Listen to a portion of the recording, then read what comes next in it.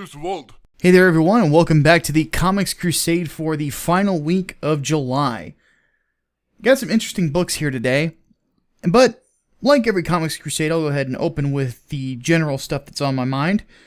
First is a question to you, the audience. I'd like to try to pose a question every week, whether it be in relation to the channel or what have you. But the question this week I have is pretty simple, would you prefer, as the audience, to see me simply do live streaming here on YouTube in regards to video gaming, which is something I want to continue to do in the future, or would you prefer to do it on Twitch? Reason I ask is last stream that I put up didn't seem to resound very well with people, so if people would prefer to stay on YouTube and not be switching between different websites and whatnot, I'd be more than happy to create a gaming channel, or rather, take one that I have already and sort of refine it into a live streaming experience. Beyond that, one thing that needs to be discussed this week is the importance of consistency. It's going to be something that we're going to find is necessary going forward, because if you're not consistent, if you have one bad issue, and then one good issue, and then one bad issue, and then one good issue, you're not going to get the one thing that comic book companies are looking for: consistent sellers. And that in and of itself is the big issue. If you're not doing things that people want to read on a consistent basis, they're not going to pick up the book, and then you're not going to have much of a career. So, one thing that I have found that was interesting this week is that there is a theme of these books being consistently good or consistently not good, or just inconsistent. So, let's go ahead and get to the comics. Action Comics number 1001. Holy Mother of God, Brian Michael Bendis is the king of terrible, terrible, terrible dialogue.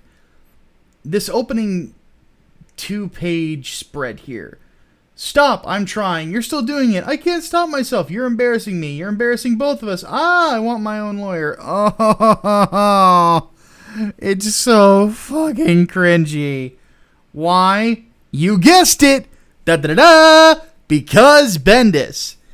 Yeah, this whole thing is just this mismatch. I get that he's trying to be funny.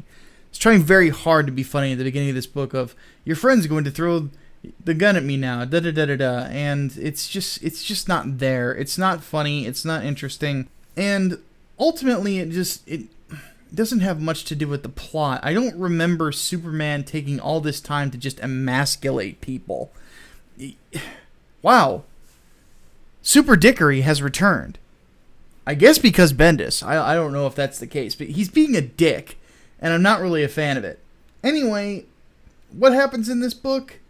A lot of talking, none of which is really that much of anything, except what we already knew from the Man of Steel thing. And, by the way, did you want to find anything out long term?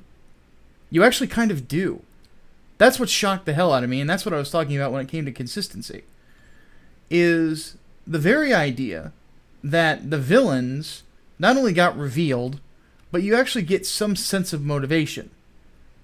Yeah, there's about a 4 or 5 page part where we get dialogue between the bad guys of this particular book, in which case I'm not going to spoil who they are, but I thought to myself, I'm not used to this from Brian Michael Bendis lately. I'm not used to things moving forward.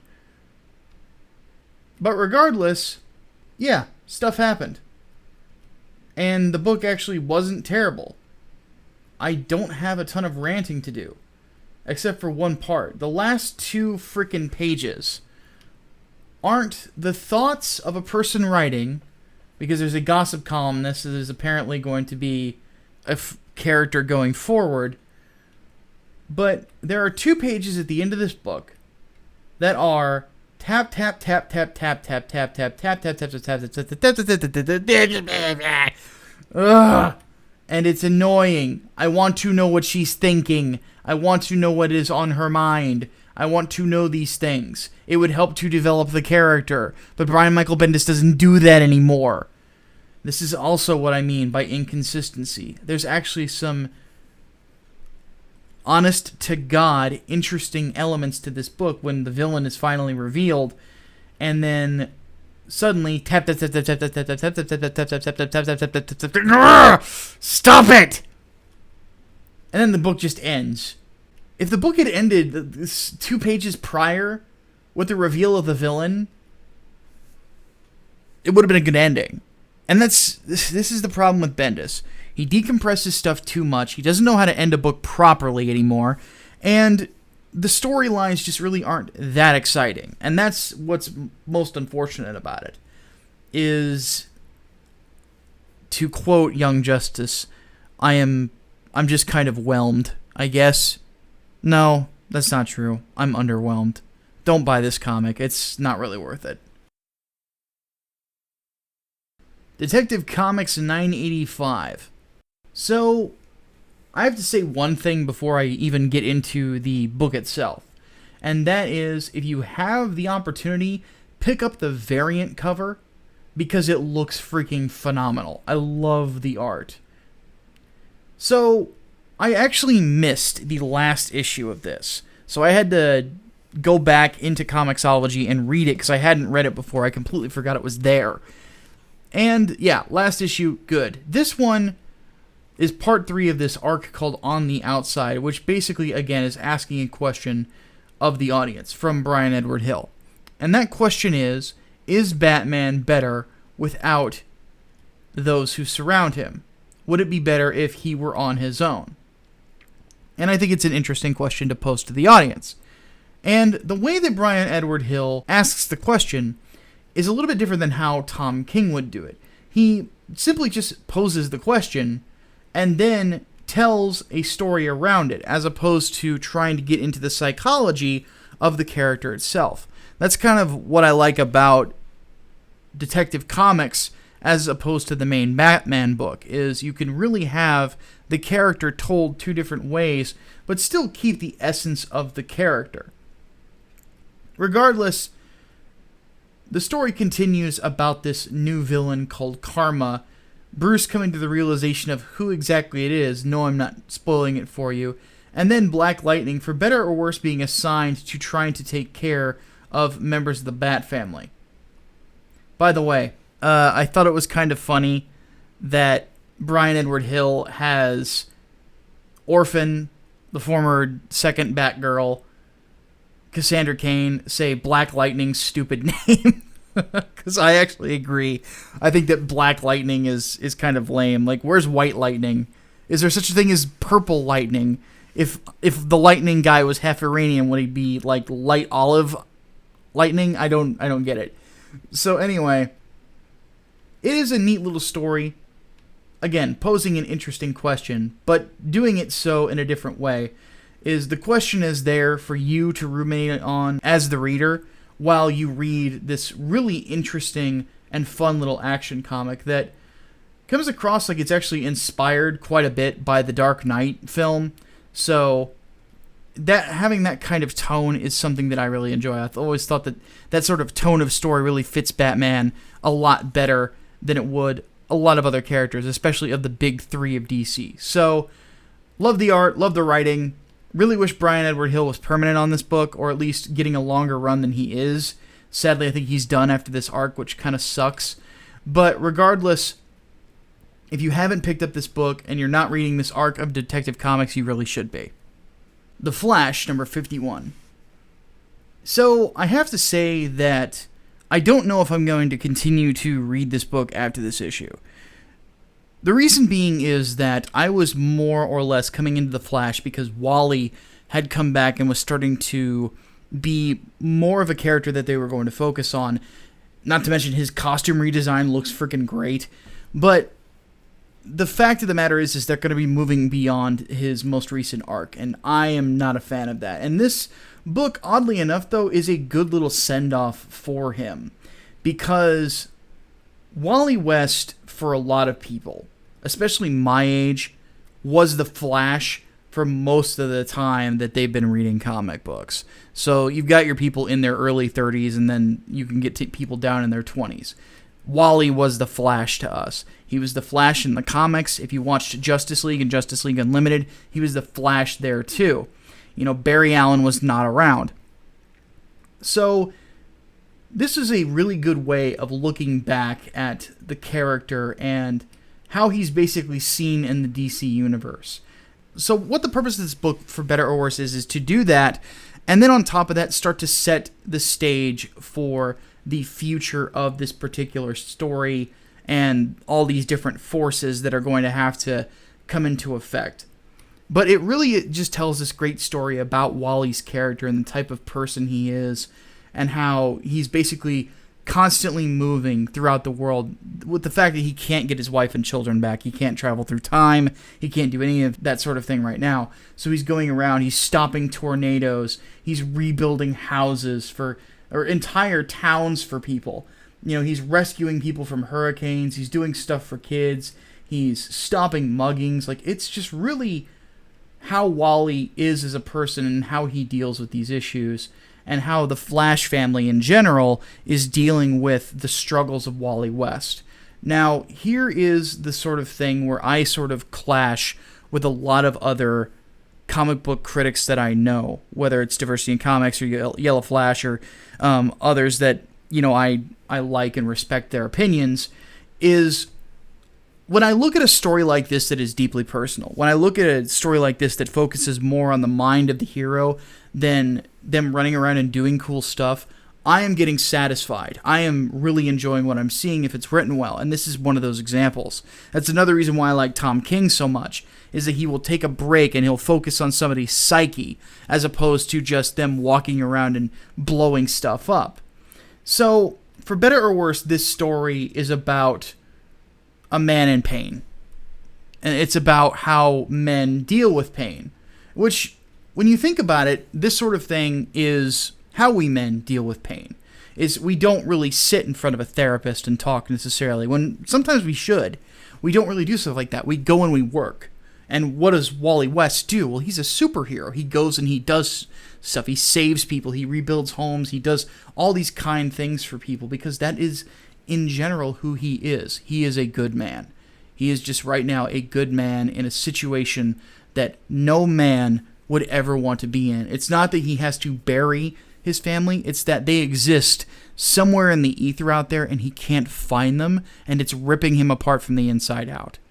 And it's that sort of kind of adult pain, I guess you could say, that I would think the more introverted father or the one who's more self-aware could really look at a story like this and kind of understand exactly where this is all coming from.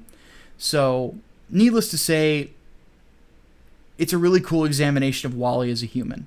But it's also leading into the story Heroes in Crisis, in which case I am prepared to freaking love the story, and I am completely and totally prepared for everyone to call me low T and cucked and all that other stuff, or maybe even throw in a Jew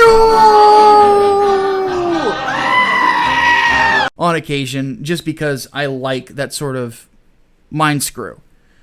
Anyway, it's a great issue, in my opinion. If you like the sort of stuff that I apparently like, you will probably dig it. If you don't like the more personal stuff about these heroes, when they're down, when they're hurting, when they're having to deal with stuff beyond Captain Cold trying to steal some diamond or something like that, this is a story for you. Hal Jordan and the Green Lantern Corps, number 49. So it was unfortunately announced that Grant Morrison is going to be taking over this book soon. And that sucks. Grant Morrison hasn't been good since All-Star Superman. Seriously. I'm not happy that he's going to be on this book. At all.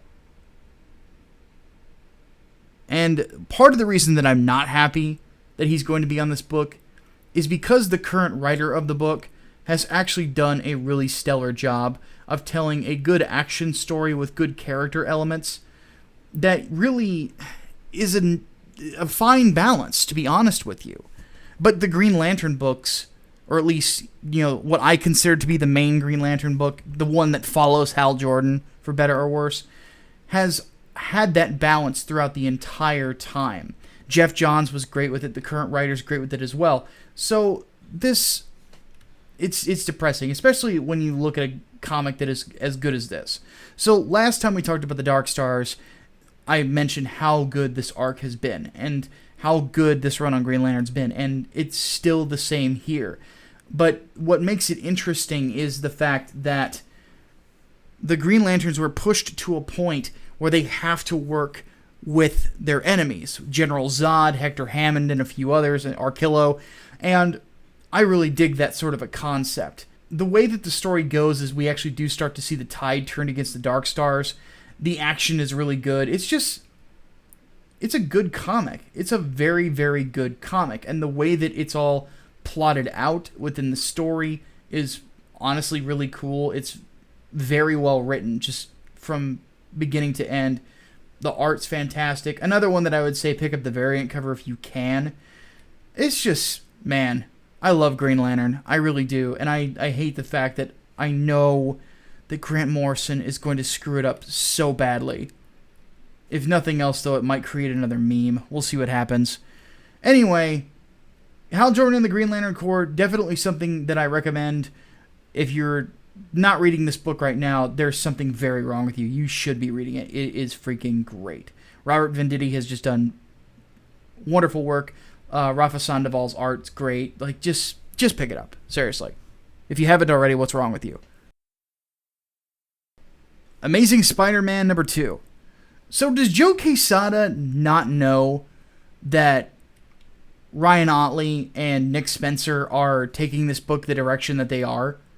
Honest question, I don't know if he knows or not. You wanna know why? Because when you get to a certain part of the book, I want to say it's probably about page 6 or 7, you'll see exactly why. You've got Peter Parker and Mary Jane Watson back together in bed. Not, like, totally naked, but you can tell what they've been doing all night. And I have to say, first off, Ryan Ottley was born to draw Spider-Man. He really was. He really gets the essence of these characters and how they're supposed to look better than a lot of people. So it's awesome to see him on this comic finally. You know, if you never read Invincible, by the way, go back and read it, the entire thing. It's Ryan Ottley and what's his face? Robert Kirkman. And it's just a wonderful book. I actually like it a lot more than The Walking Dead.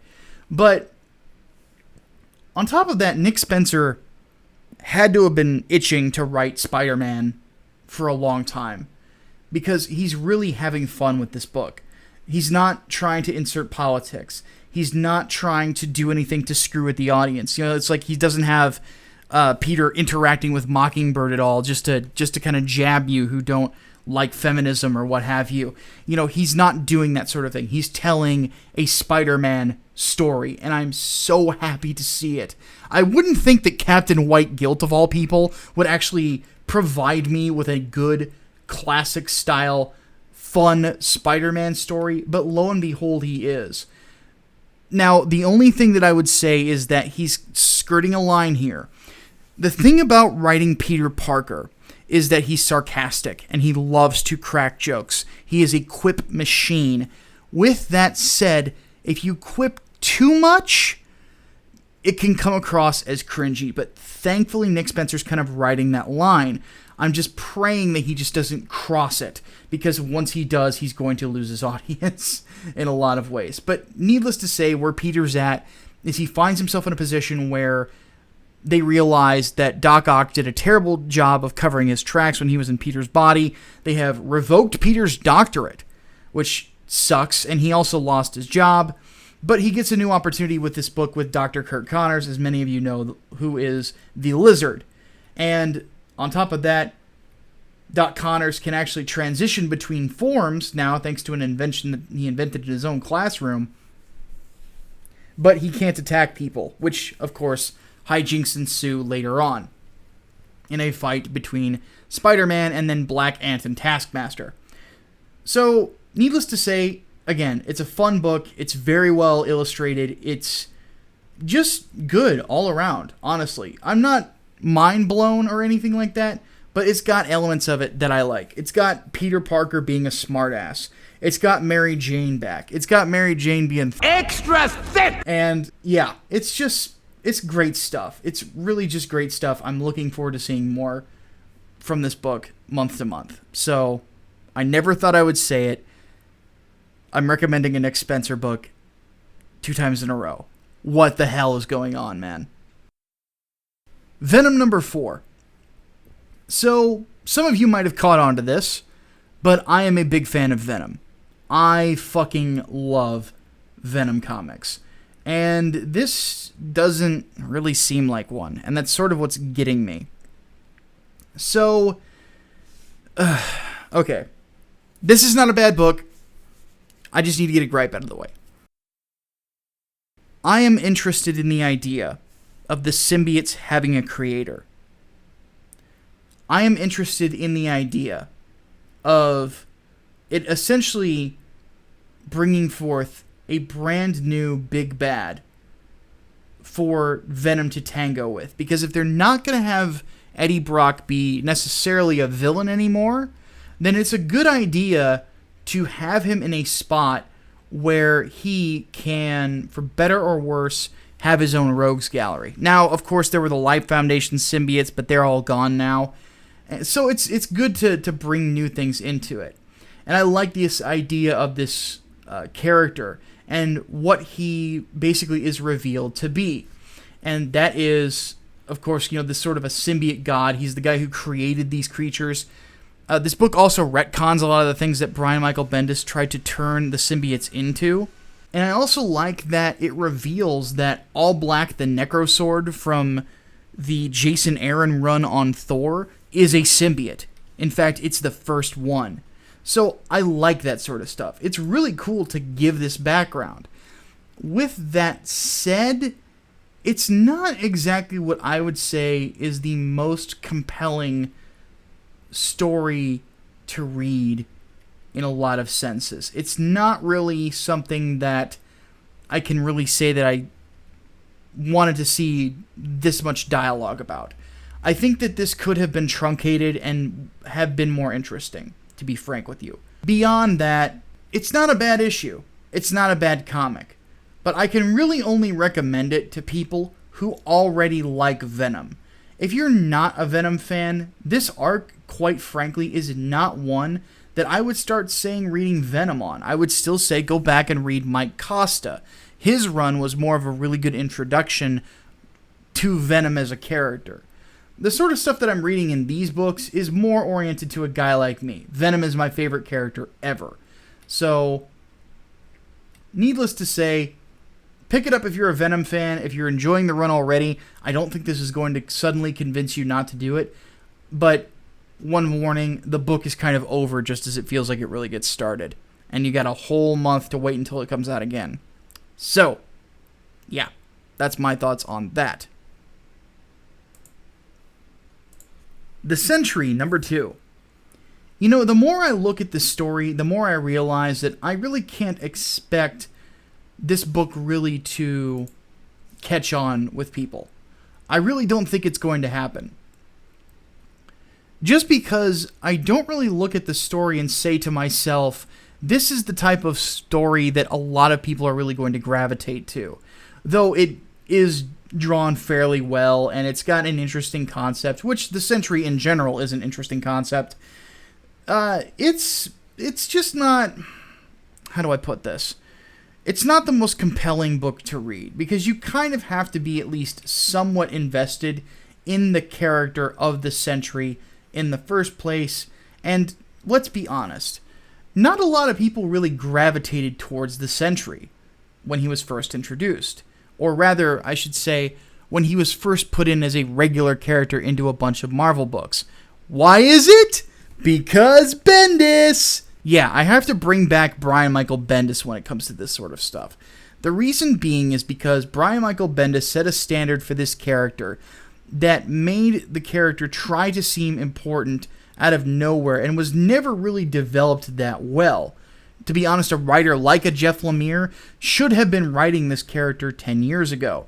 Because had I not read all of those bullshit New Avengers and Dark Avengers stories leading up to Siege where the fucker finally died, I would care more about what's going on in this book.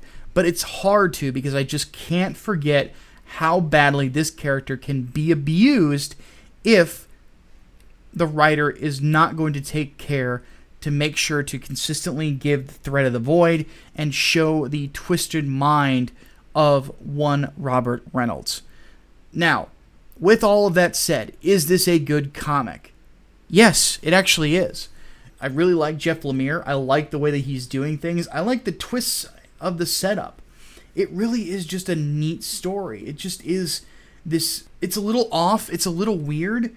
But that's kind of what Jeff Lemire does. And, man, I do want to read more of it. I really do. So, if you're interested in a Sentry story, if you're interested in kind of a Jeff Lemire sort of mind screw book, pick it up. You'll probably enjoy it. If that's not your game, then there's no point in really reading it. Hunt for Wolverine, Mystery in Madripoor. So, you know what? I really like Jim Zub on this book. I'm starting to dig the artist as well. The reason for it is I really enjoy a book that's not afraid to portray characters as they are. To portray Domino as a capable woman, a tough woman, but a woman who likes to see her own uprights split, that's for sure. And if you don't get the innuendo, there is no hope for you. Anyway, I like the idea of, for better or worse, treating women like women in a comic book, as opposed to trying to treat women like what feminists think women should be. Because basically what feminists think women should be is dudes with boobs.